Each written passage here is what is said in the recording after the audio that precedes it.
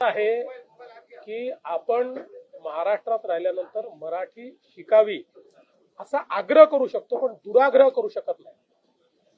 मी उद्या तमिळनाडूमध्ये गेल्यानंतर कोणीही मला हा दुराग्रह करू शकत नाही की मी तमिळ शिकली पाहिजे।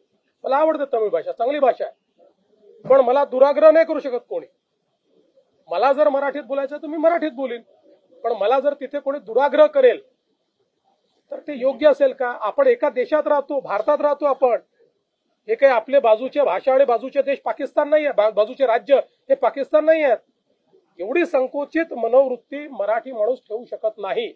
महाराष्ट्र में मराठी भाषा का अभिमान रखना ये कोई गलत बात नहीं है, लेकिन भाषा के चलते अगर कोई गुंडागर्दी करेगा तो इसको हम सहन नहीं करने वाले। कोई अगर भाषा के आधार पर मारपीट करेगा तो ये सहन नहीं किया जाएगा।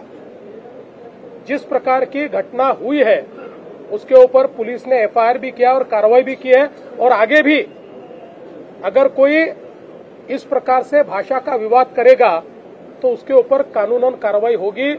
हमको हमारी मराठी का अभिमान है, लेकिन भारत की किसी भी भाषा के साथ इस प्रकार से अन्याय नहीं किया जा सकता, ये भी हमको ध्यान में रखना पड़ेगा।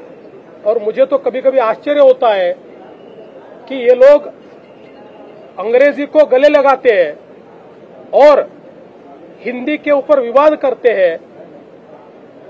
ये कौन सा विचार है और ये किस प्रकार की कार्रवाई है? इसलिए इस प्रकार से जो लोग ऐसा कानून हाथ में लेंगे इनके साथ कड़ी कारवाई की जाएगी। व्यापाऱ्यांचा वादाचा काय अर्थ आहे? काय व्यापाऱ्यांनी त्या ठिकाणी व्यापार करू नये? एखादा मराठी व्यापारी हा जर आसाममध्ये जाऊन व्यापार करत असेल आणि त्याला जर आसामी भाषा शिकायला वेळ लागला तर काय त्याला आसाममधल्या लोकांनी मारायचं? त्याच्यामुळे हे योग्य नाही आहे। अशा प्रकारे वागणं योग्य नाही। खरा अभिमान असेल ना तर मराठीची सेवा करा, खरा अभिमान असेल मराठी शिकवा, खरा अभिमान असेल क्लासेस चालू करा, खरा अभिमान असेल तर लोकांना मराठी बोलायला प्रवृत्त करा, आणि खरा अभिमान असेल आपल्या मुलांनाही मराठी शिकवा ना, मराठी शाळेत टाका ना। अशा शाळेत का टाकता जिथे मराठी ही तिसरी भाषा आहे? आणि महानगरपालिकेच्या अशा शाळा का सुरू करता की ज्या शाळेमध्ये स्पष्टपणे लिहिलंय मराठी तिसरी भाषा असेल? हे इकडे चालतंय आणि त्या व्यापाऱ्यांना मारताय, हे योग्य नाहीये।